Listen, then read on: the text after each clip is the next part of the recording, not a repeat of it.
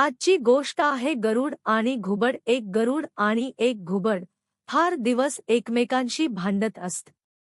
शेवटी त्यांनी परस्परांशी मित्रत्वाने वागण्याची शपथ घेतली व एकमेकांच्या पिल्लांस खाऊ नये असे ठरविले. घुबड गरुडास म्हणाले, गड्या, पण माझी पिल्ले कशी असतात हे तुला ठाऊक आहे ना?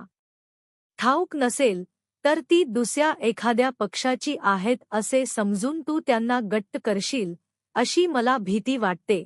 गरुड म्हणाला, खरेच तुझी पिल्ले कशी असतात हे मला मुळीच ठाऊक नाही. घुबड म्हणाले, ऐक तर, माझी पिल्ले फार सुंदर असतात. त्यांचे डोळे सुंदर, पिसे सुंदर, सगळेच काही सुंदर असते. या वर्णनावरून माझी पिल्ले कोणती हे तुला सहज समजेल. पुढे एके दिवशी एका झाडाच्या ढोलीत गरुडास घुबडाची पिल्ले सापडली. त्यांच्याकडे पाहून तो म्हणाला, किती घाणेरडी, कंडाळवाणी आणि कुरूप पिल्लेही. आपली पिल्ले फार सुंदर असतात म्हणून घुबडाने सांगितले आहे. तेव्हा ही घुबडाची पिल्ले खास नव्हते. यास मारून खाण्यास काही हरकत नाही असे म्हणून त्याने त्या पिलांचा फडशा उडविला.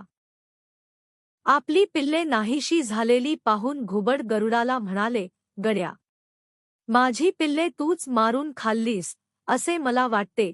गरुड म्हणाला, मी खाल्ली खरी, पण तो माझा दोष नव्हे. तू आपल्या पिल्लाचे जे खोटेचे वर्णन केलेस त्यामुळे ती मला ओळखिता आली नाहीत.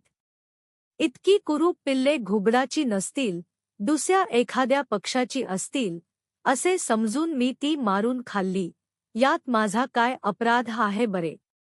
तात्पर्य, स्वतःसंबंधाची खरी हकीकत लपवून ठेवून भलतीच हकीकत सांगणारा मनुष्य शेवटी आपणास संकटात पाडून घेतो.